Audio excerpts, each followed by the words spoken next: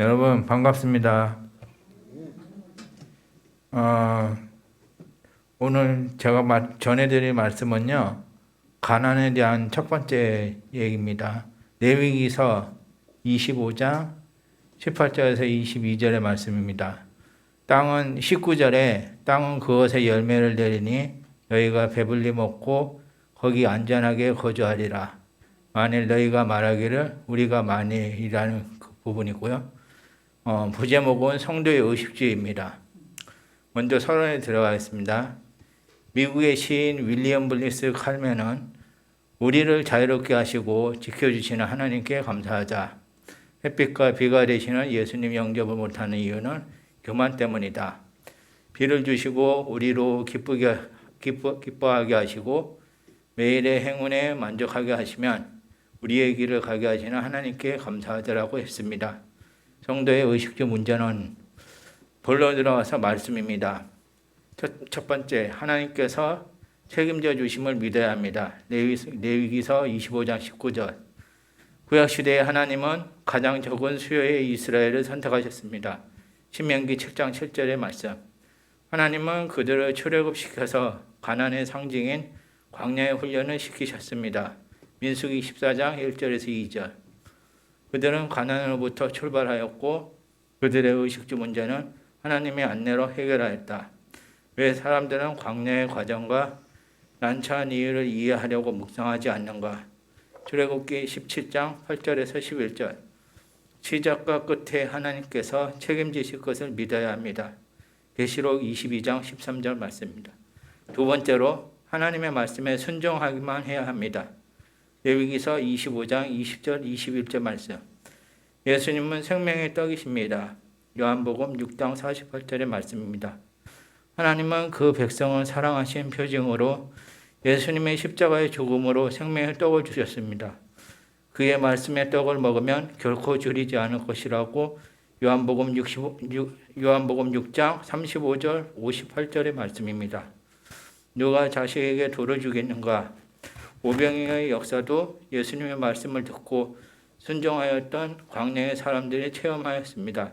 마가복음 6장 38절 44절 말씀. 광야의 생활 후에는 가난이 물러갑니다.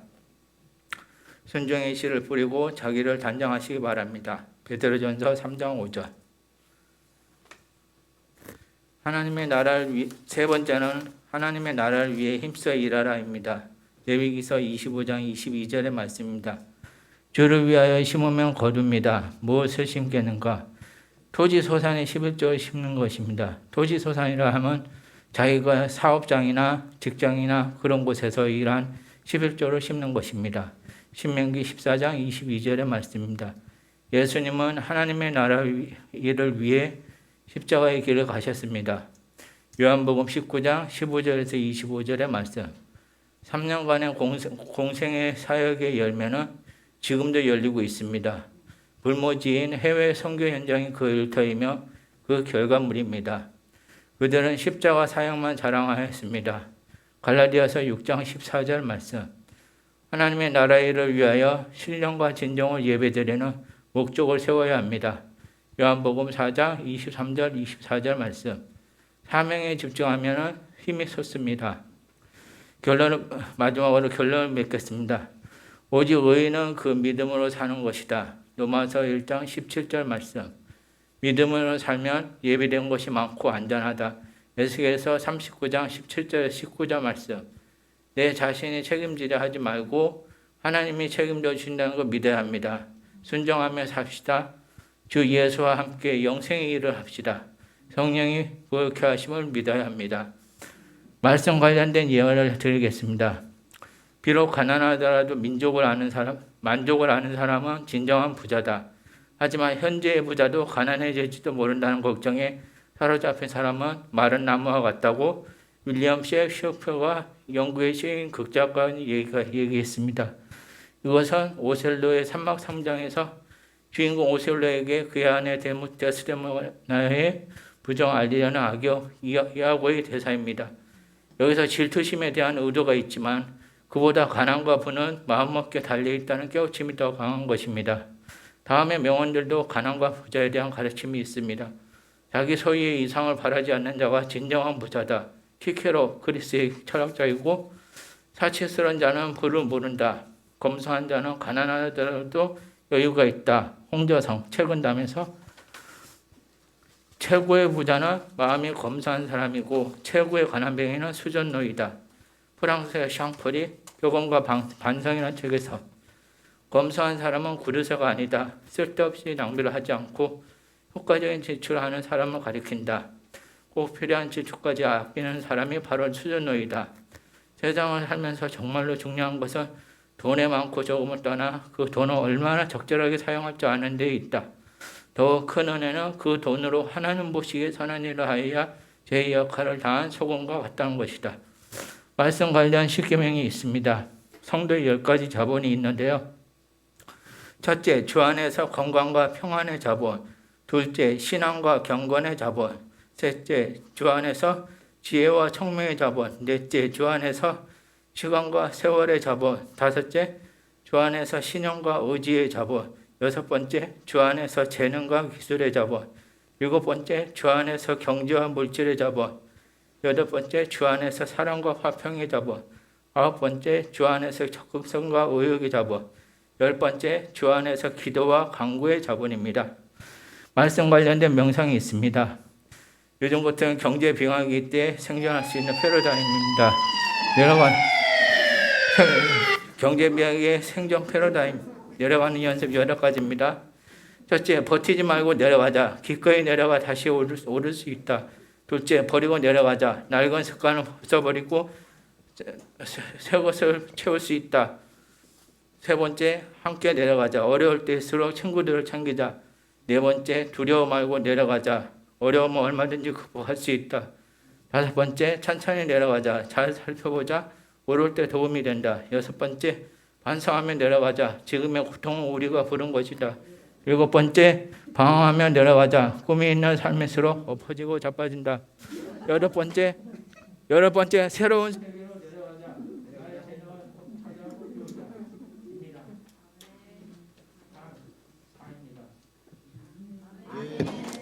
큰 박수 부탁드립니다. 우리 정영관 집사님 수고하셨습니다.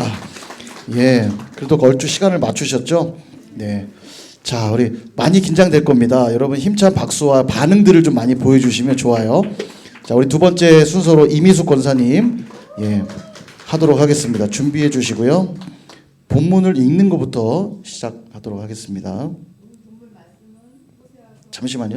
제가 이거 열어드리고 시작하십시오. 호세아서 6장 3절입니다. 그러므로 우리가 여호와를 알자, 힘써 여호와를 알자. 그의 나타나심은 새벽빛같이 어김없나니 비와 같이 땅을 적시는 늦은 비와 같이 우리에게 임하시리라. 아니라. 아멘. 올해 우리가 수요 SBS 성경 공부를 시작했지요. 수요일마다 느끼는 거지만 그동안 내가 성경을 참 많이 안 읽고 살았구나 하는 생각을 했습니다. 우리는 각자 성경 읽기 결심을 합니다. 특히 새해에. 올해는 성경 읽기 1독을 해야지. 창세기부터 읽을까 신약부터 읽을까. 그렇지만 요한계시록까지 다 읽은 기억이 안 납니다. 몇 년 전에 교회적으로 신약 성경을 필사했지만 쓰느라 팔이 무척 아팠던 기억이 납니다. 수요 성경 공부 때 성경 읽어오기 숙제를 10장 내지 15장 정도 내주지요. 그런데 언제부턴가 이것이 읽기 더디고 버거워졌습니다. 성경 말씀이 꿀송이처럼 달다고 하던데요. 여러분은 어떤가요? 꿀송이처럼 달고 잘 읽혀지나요? 저는 읽을수록 써요. 몇 장 읽다가 보면 머릿속에 잡념이 들어오고 이해 안 되는 말씀을 읽으면 마음이 답답해지곤 합니다. 예전에 어떤 목사님이 하루에 구약 2장, 성경 1장을 읽으면 1년에 성경 1독을 할 수 있다고 했는데 하도 안 읽으니까 그렇게라도 성경을 읽으라고 해준 방법인 것 같습니다. 그런데 성경 10독을 읽었느니 50독을 읽었느니 하는 사람이 있어 유튜브를 찾아보고 나와 어떻게 다른가, 나의 문제는 무엇인가, 성경을 바르게 잘 많이 읽는 방법은 없을까 살피던 중에 나의 몇 가지 차이점을 발견했습니다. 첫 번째가 저는 한 번 읽을 때 성경을 찔끔찔끔 읽었고 그분들을 왕창 많이 몇십 장씩 또는 낙권을 모두 한꺼번에 읽어 전체의 흐름을 파악하고 머릿속에 잔상이 남도록 하는데 저는 나이 탓인지 머리 탓인지 어제 조금 읽은 것도 오늘 기억이 안 납니다. 목사님이 몇 번 말씀하셨죠. 돌에 자꾸 새기고 있습니다. 또 두 번째 저희 문제점은 읽기 전에 깨닫는 은혜를 달라고 기도하는 것입니다. 저는 그냥 읽었지 기도하고 있지는 않았습니다. 성경 말씀은 살아있는 능력의 말씀이기에 기도가 중요함을 알았습니다. 세 번째 문제는 저는 성경을 교과서처럼 정독해서 읽었습니다. 사람의 믿음이 다르듯이 어려운 부분이 나오면 깨닫는 믿음이 생길 때까지 기다리며 그냥 쉽게 읽고 넘어가야 한다는 것을 알았습니다. 또 네 번째 저의 문제점은 성경을 읽으려면 일부러 시간을 내야 합니다. 시간이 없다, 직장에 간다, 이 모든 것이 핑계였습니다. 그래도 TV는 보고 살지 않습니까? 나의 문제를 발견하고 나만의 성경 읽기 방법을 찾았습니다. 성경 읽기 오디오와 병행해서 읽는 방법입니다. 귀로 듣고 눈으로 따라 읽는 방법입니다. 이 방법은 잡념이 생기지 않습니다. 딴 생각을 하면 그냥 몇 줄 휙 지나가 버리니까 어디 읽을 차례인가 찾게 됩니다. 저는 이 방법으로 지금은 한 자리에서 20-30장을 거뜬히 읽을 수 있게 되었습니다. 시간은 1시간 30분 소요됩니다. 그 대신 TV 보는 시간을 확 줄이고 월, 화, 목, 토, 요일에 성경을 읽습니다. 수요일, 금요일은 뺍니다. 수요 성경 공부에 열왕기상을 공부하는데 성경 공부하지 않았다면 왕들의 이름도 구분하지 못했을 거고 착한 왕, 선한 왕이 있다는 것도 구분하지 못했을 거고 또 하나의 교훈은 자녀는 부모가 하는 대로 배우고 산다는 점입니다. 왕들조차도 그렇게 살았습니다. 전 성경을 읽으며 내가 믿는 하나님이 어떤 분인지 무엇을 말씀하시는지 본문의 의미를 파악하는 마음으로 읽고 알고자 합니다. 그것은 기도만 한다고 알 수는 없다는 생각이 듭니다. 시편이 가장 많은 시간이 걸리는데 150장까지 있으니까 한 5시간 좋게 걸립니다. 제가 106장을 읽는데 출애굽에서의 10가지 재앙과 홍해의 기적, 금송아지, 우상숭배 등 시대적 배경이 다른데 중복해 써 있는 것을 보고 성경의 저자는 하나님 한 분이신 것을 알 수가 있습니다. 읽는 중에 저는 하나님과 1대1로 대화하는 기분이 들었습니다. 내년에 성경은 몇 독을 이 방법으로 읽을 수 있나 시험해보는 한 해로 정했습니다. 지난주 1일 부흥회 때 특별히 하나님의 마음에 대해서 말씀하셨는데 저는 제가 하나님의 마음에 대해서 그렇게 깊이 생각해 본 적 없는 것 같습니다. 성경을 읽지 않으면 우리가 하나님의 마음을 알 수 없다는 생각이 듭니다. 우리 모두 성경을 많이 읽읍시다. 성경은 천국 가는 내비게이션이라고 생각합니다. 감사합니다. 네, 수고하셨습니다. 네, 시간을 아주 잘 맞추셨고요. 예, 힘찬 박수 부탁드리고요. 네, 우리 이제 세 번째 김진 집사님 세 번째 주자입니다. 우리 힘찬 박수로 모시겠습니다.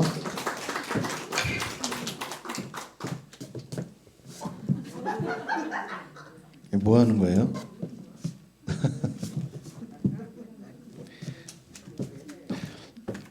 마이너스 감점 이상하는 거. 자, 시작하겠습니다. 안녕하십니까. 저는 설교대회 세 번째 참가자 김진 집사입니다.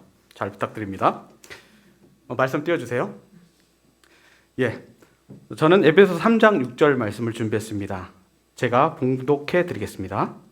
이는 이방인들이 복음으로 말미암아 그리스도 예수 안에서 함께 상속자가 되고 함께 지체가 되고 함께 약속에 참여하는 자가 됨이라. 아멘. 이 시간 저는 에베소 3장 6절 말씀을 가지고 함께 누리는 따뜻한 복음이라는 제목으로 저와 여러분이 피차 은혜 나누는 시간을 갖기를 원합니다. 본문의 전후 맥락을 살펴볼 때 이 말씀의 제시어는 비밀이라는 말입니다. 그 비밀 안에는 함께라는 따뜻한 의미가 내포되어 있습니다. 오늘 말씀 가운데 함께라는 단어가 많이 나올 거예요. 이 말에 초점을 맞추시고 우리 은혜를 나누시면 좋겠습니다.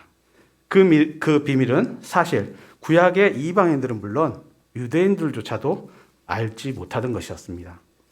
그 비밀의 핵심은 하나님의 선민이라고 자부하는 유대인들뿐만 아니라 이방인들도 주님의 기쁨이 되는 따뜻한 복음으로 말미암아 그리스도 예수 안에 들어와 함께 그 은혜를 누린다는 것입니다. 사도 바울은 3절에서 곧 계시로 내게 비밀을 알게 하신 것은 내가 먼저 간단히 기록한 것 같으니 라고 언급합니다. 그리고 곧바로 6절에서 이는 이방인들이 복음으로 말미암아 그리스도 예수 안에서 함께 상속자가 되고 함께 지체가 되고 함께 약속에 참여하는 자가 됨이라 라고 그 비밀의 구체적인 해답을 제시합니다. 바울은 이방인들도 함께한다는 의미로 헬라어 쉰이라는 단어를 3번 반복합니다. 3번 반복한다는 것은 아주 중요하다는 것입니다. 그 반복을 통해서 이방인이 유대인과 연합하는 것뿐만 아니라 교회가 새로운 연합체로 함께하는 공동체가 된다는 것을 가르쳐 줍니다. 그렇게 이방인도 교회의 구성원이 되는 것입니다. 예수님을 믿는다는 것은 예수님의 뜻대로, 예수님의 방법대로 사는 것을 의미합니다. 그리스도인은 앞에서 반복하여 강조한 것처럼 함께라는 이 따스함이 묻어있는 단어에 주목해야 합니다. 그리스도 안에서 늘 항상 타자, 남을 중심으로 섬기며 함께하는 기쁨의 삶을 누려야 합니다. 믿는 자들만의 누림이 아닙니다. 세상 속에 녹아져 그리스도의 향기를 함께 향유하고 이방인도 교회의 구성원이 되어서 주님의 따뜻한 은혜를 누리도록 도와줘야 합니다. 이와 같이 이방인이 교회의 구성원이 된다는 것은 다음과 같은 의미가 있습니다. 첫째, 함께 지체가 되는 것입니다. 이는 그리스도의 몸된 교회의 거룩한 성도가 된다는 것입니다. 둘째, 함께 약속에 참여하는 자가 되는 것입니다. 이는 이방인의 언약의 백성이 된다는 말입니다. 언약의 백성은 하나님 나라의 백성이 된다는 의미입니다. 셋째, 함께 후사가 되는 것입니다. 후사는 상속받는 자로 우리가 하나님의 자녀가 된다는 의미입니다. 함께 후사되고의 헬라어 싱클레로 노마는 그리스도와 연합해서 그리스도 안에 머무는 자로 이방인이라 할지라도 그리스도와 더불어 하나님 나라의 상속자가 될 수 있다는 것입니다. 그들이 공유하는 유업은 성령을 통해서 이미 참여하고 있는 하나님이 예비하신 구원을 의미합니다. 이처럼 하나님의 선민이 아닌 이방인들이 함께 상속자가 되고 함께 지체가 되고 함께 언약 백성이 되는 것입니다. 교회의 본질은 이방인을 불러 제자 삼는 일입니다. 그것이 거추장스러운 부담이 아니라 최우선이 되는 기쁨이 되어야 합니다. 그런데 어느 순간부터 우리는 주님의 십자가 사랑으로 영혼을 구원하여 제자 삼는 일보다 겉으로 드러나는 것에 더 관심을 가지고 있지 않은지 모르겠습니다. 무 성도들은 제자를 삼는 사역을 게을리하고 외식적인 신앙으로 전락해 가고 있습니다. 그러면서 오늘날 세상의 많은 교회들이 세상의 가치에 빠져 교회 안에서도 자기에 빠져 개인주의의 모습을 보이고 일부 교회는 종교 다연주의에 빠져 진리를 포기하고 세상과 타협하고 있습니다. 저는 개인적으로 일부의 모습이라고 믿고 싶지만 어느 순간부터 교회의 직분은 갑과 을의 관계처럼 조직화되어서 강자가 약자를 억누르는 비복음적인 문화가 슬그머니 형성되어 있습니다. 그렇게 일부 교회는 우리 교회가 아니라 다른 교회일 수도 있습니다. 그리스도 안에서 함께하는 가치를 잃어버리고 있습니다. 그렇다면 다시 복음으로 돌아가 주님의 관심사를 회복하려면 어떻게 해야 할까요? 첫째, 살아계신 하나님의 말씀인 성경으로 돌아가야 합니다. 영혼에 관심을 가져야 합니다. 한 영혼이 천하보다 귀하다는 인식으로 예수님만큼 귀하다는 마음을 품어야 합니다. 두 번째, 성령의 인도함을 받도록 예배의 자리, 기도의 자리로 나아가야 합니다. 하나님과 만나는 시간을 더하고 매일의 삶 속에 하나님과 소통하고 주님의 마음을 이해해야 합니다. 세 번째, 예수 그리스도의 십자가를 붙들어야 합니다. 이는 내가 주인이 되어 내가 원하는 대로 고집하고 선택하는 삶이 아니라 주님이 원하시고 기뻐하시는 뜻을 좇아 겸손한 무릎을 갖는다는 의미입니다. 말씀을 맺겠습니다. 예수 그리스도의 십자가 사랑을 깨닫고 그 사랑을 실천할 때만이 교회의 본질을 회복하여 그리스도 안에서 함께 상속자가 되고 함께 지체가 되고 함께 약속에 참여하는 자가 되어 영혼을 구원하여 제자를 삼는 복음의 복을 함께 누리는 저와 여러분이 되기를 소망합니다. 우리 가운데 함께라는 아름다운 가치를 실현하기 위해서는 나도 중요하지만 우리라는 의식이 항상 열려 있어야 합니다.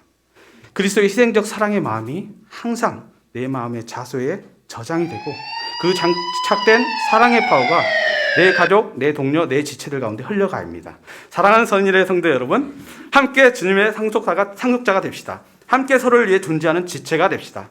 함께 천국을 약속받은 언약 백성으로 주님이 피로 값주고 세우신 선일의 공동체 가운데 덕을 끼치며 주님의 최대의 관심사인 열방을 향한 주님의 원대한 구원 사업을 이루어가는데 희생하며 서로 섬기고 서로 사랑하고 올가을과 겨울도 따뜻한 복음을 함께 누리는 탁월한 선일의 복음 전도자가 되길 주님의 이름으로 축복합니다. 아멘. 감사합니다. 예, 2초 남았습니다. 2초. 마이크 꺼질 뻔했습니다. 예. 예, 우리 네 번째 우리 김수정 집사님 하실 텐데요. 힘찬 박수로 격려해 주시기 바라겠습니다. 자, 시작하도록 하겠습니다. 제가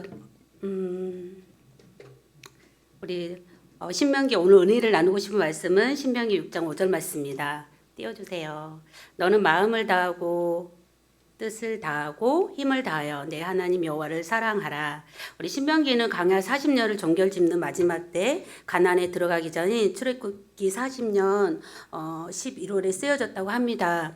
이 6장은 하나님의 사랑과 하나님의 그 교육과 한 세대에서 다른 세대로 전달되는 하나님을 향한 사랑이 하나님의 선함이 해상되는 것 같이 순종을 하는 그 말씀입니다. 우리가 한 번쯤은 짝사랑을 하고 또 절절하고 애절한 사랑을 해본 적이 있을 것입니다. 그 사람을 위해 마음을 다 쏟고 사랑하는 사람이 무엇을 좋아하고 무엇을 싫어하는지 고민하고 생각하고 지금의 배우자가 되신 분도 계시고 다른 사람이 될 수도 있겠죠. 지금은 상대방이 원하는 그 사랑, 다른 사람이 아닌 그 각자의 자신들이 가지고 있는 사랑을 하나님은 원하시는 것 같습니다.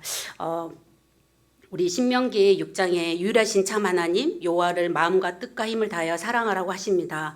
무엇을 지켜 행할 것인가? 누가 지켜 행할 것인가? 너와 내 아들과 내 손자가 하나님의 말씀을 지켜 행해야 합니다.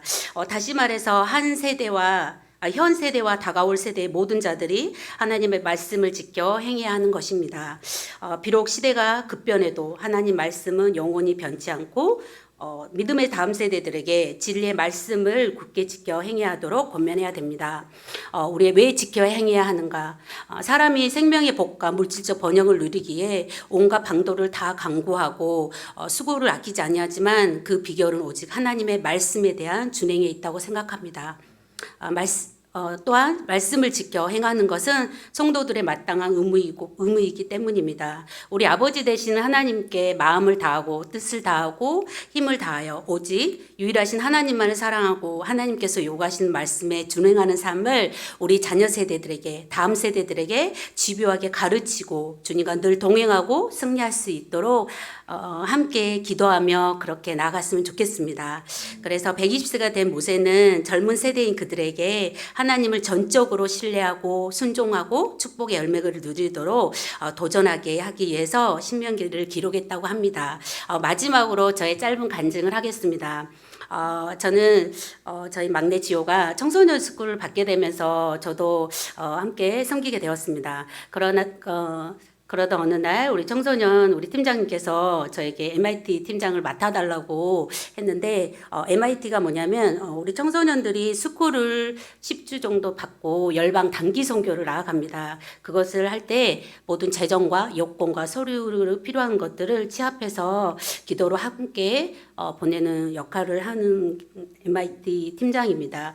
그래서 원래 저의 성격은 새로운 것에 겁이 많고 컴퓨터도 잘 못하고 그리고 저에게 좀 집중을 하고 그런 부분들이 많아가지고 못한다고 거절을 했는데 그때 기도를 해보라고 하면서 다시 한번 권면의 말씀을 들었는데 오늘 그 말씀이 붙든 이 말씀입니다. 그리고 또 이 일을 이제 기도하면서 하나님을 사랑하는 거 맞지?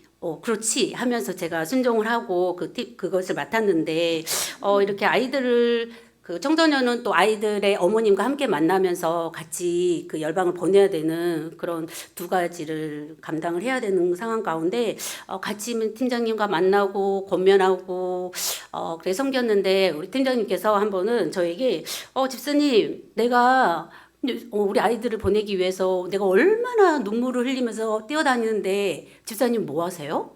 이 말을 하는데 정제감이 저한테 확 들어오더라고요.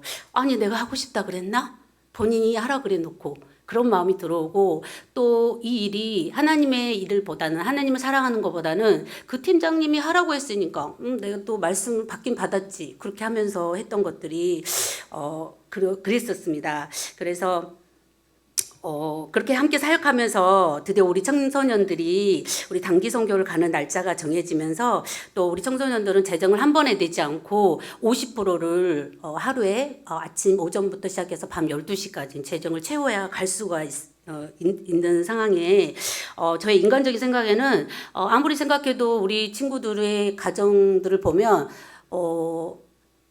저희가 생각하는 만큼의 물질이 거의 전혀 없는 분들이 오셔가지고 인간의 생각이 들었습니다. 안 될 것 같다.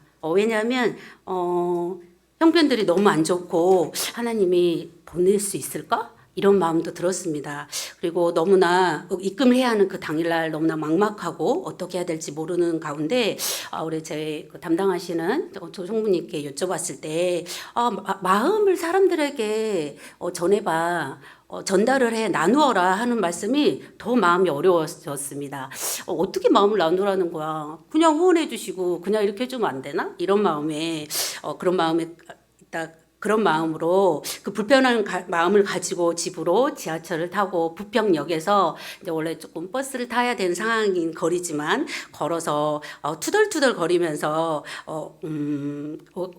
걸어오고 있을 때 갑자기 그래도 어쨌든 마음을 나눠야 되겠지? 그리고 카톡에 그 단체방에 어떻게 올려야 될까? 이렇게 하면서 휴대폰을 꺼내서 들고 얘기를 해야겠다. 글을 써야 되겠다. 하나님께 은혜를 구하며 그런 순간 그 말씀이 다시 생각났습니다. 너는 마음을 다하고 뜻을 다하고 주 너의 하나님을 사랑하라. 그 사랑이 맞아. 내가 하나님을 사랑하니까 섬기는 거 맞지라고 생각했던 그 막연한 그 말씀들이 갑자기 생각이 났는데 그러면서 제가 그 글을 쓰면서 정말 그 하나님의 마음이 부어져서 그 도로 한복판에 제가 울면서 그 글을 올렸습니다. 그런데 우리 주님께서 놀라운 일을 행하셨습니다. 그 우리 아이들 친구들 10몇 명이었는데 한 명 빼고 다 열방에 가게 됐습니다. 그래서 이것들이 저의 삶에 너무나 이 말씀이 힘이 되고 이 말씀으로 인해 제가 지금까지 이렇게 하나님께서 인도하신 그 은혜 가운데 살아가고 있습니다. 우리 여러분들도 함께 정말 하나님을 사랑하는 그 마음을 함께 누렸으면 좋겠습니다. 감사합니다. 네, 수고하셨습니다. 네, 오늘 5번째 선수입니다. 우리 최명희 권사님 힘찬 박수로 모시도록 하겠습니다. 네. 부족한 자 이 자리에 서게 하신 하나님 아버지께 감사드립니다. 어제 오후에 담임 목사님께서 권사님 내일 설교대에 참여하시면 어떠세요 하고 톡을 주셔서 부족한 마음으로 순종하는 마음으로 이 자리에 서게 됐습니다. 제가 함께 오늘 나누실 말씀은 스바냐 3장 17절 말씀입니다. 함께 합독하시겠습니다. 읽겠습니다. 너희 하나님 여호와가 너희 가운데에 계시니 그는 구원을 베푸실 전능자이시니라.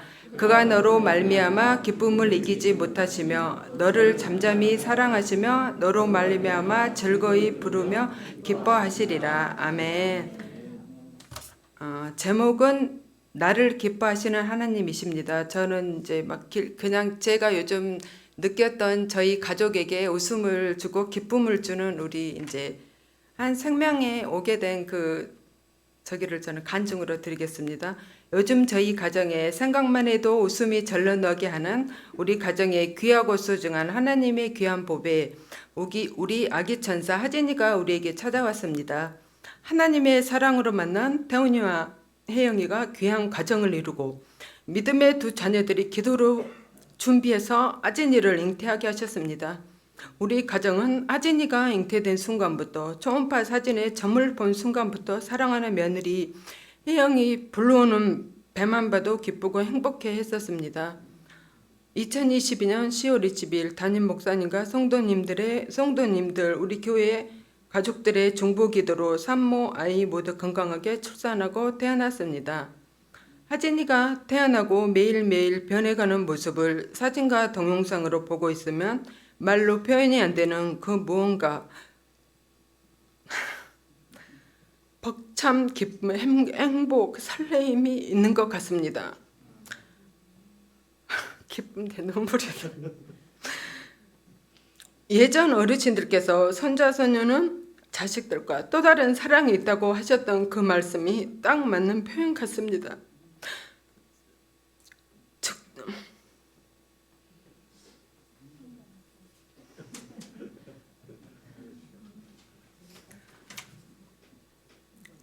정조 할머니께서도 건강 때문에 힘든 고비를 몇 번 넘기셨는데 저희 남편이 중선주 보시려고 버티셨나 보다 말씀하셨었고, 요즘 이제 저희 할머니께서도 날마다 하진이 사진과 동영상을 기다리고 사진을 보시면서 아프시고 난 이후로 최고로 행복해 하시고 하진이 이름을 부르시면서 환하게 웃으시는 모습을 보고 있으면 한 생명이 주는 기쁨이 참 크다는 걸 다시 한번 느끼게 됩니다. 한 생명이 한 가정에 태어나면서 한 가정에 사랑과 기쁨과 감동과 감동과 행복을 주는데, 죄인 중에 죄인인 보잘것없는 저희들이 하나님의 자녀가 되었을 때 하나님 아버지께서 우리를 바라보실 때 우리가 느끼는 기쁨의 행복, 감동 100배, 1000배 아니 셀 수 없는 감히 비교가 안 되는 마음이시지 않으셨을까 생각하게 되었습니다. 부족한 자의 이 시간 우리 선일의 가족들에게 꼭 드리고 싶은 말씀은, 하나님 아버지께서는 그의 나라와 그의 의를 구하는 기도는 반드시 응답해 주시는 것 같습니다.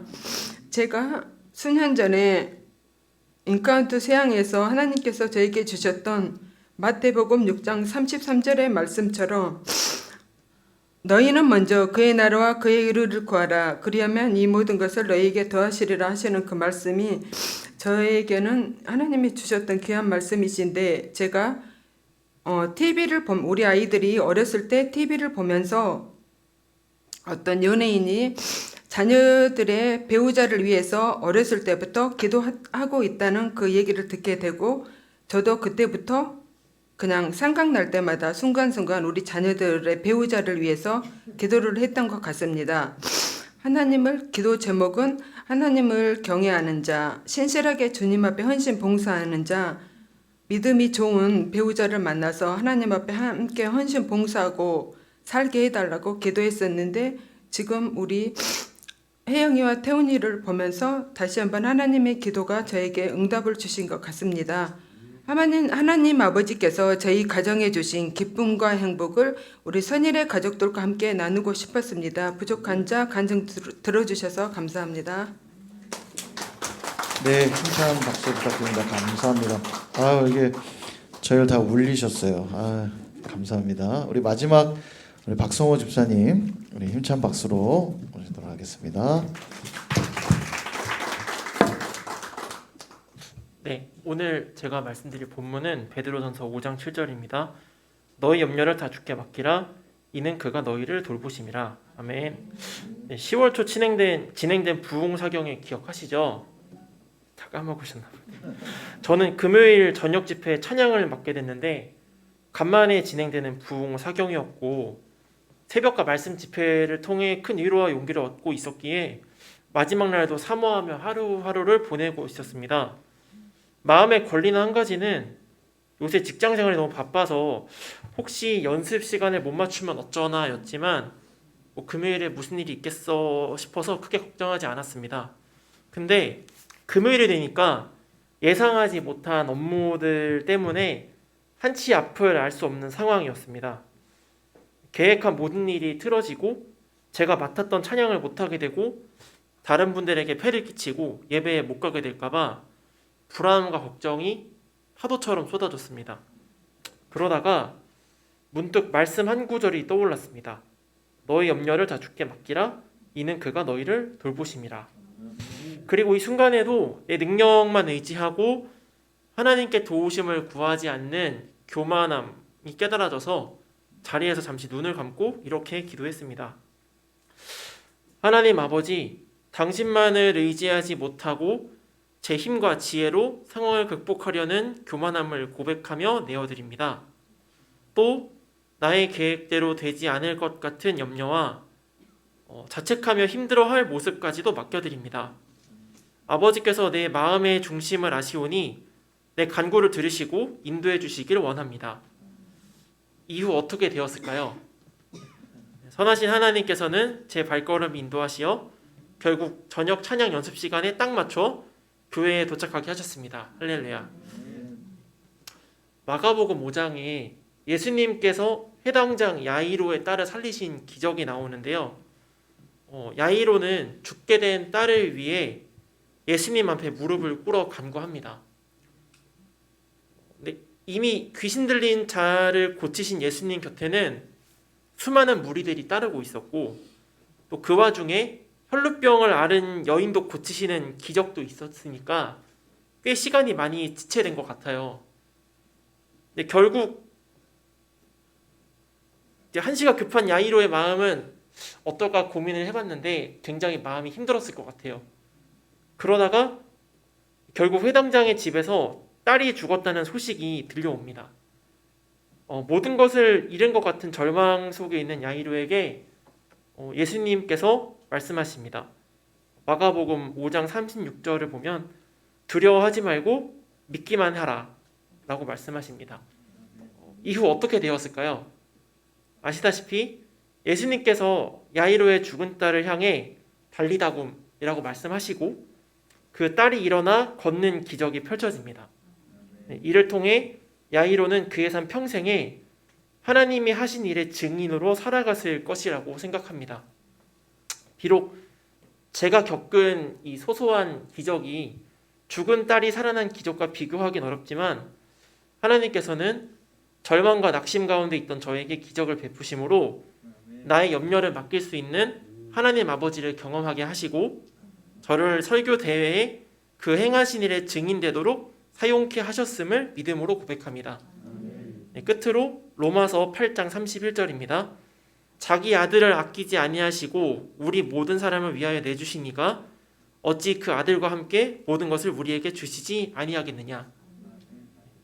우리에게 그 아들과 함께 모든 것을 주신 하나님 아버지로 말미암아 모든 염려를 맡기고 넉넉히 이기는 삶을 누리는 저와 여러분 되시길 주님의 이름으로 축복합니다. 아멘. 감사합니다.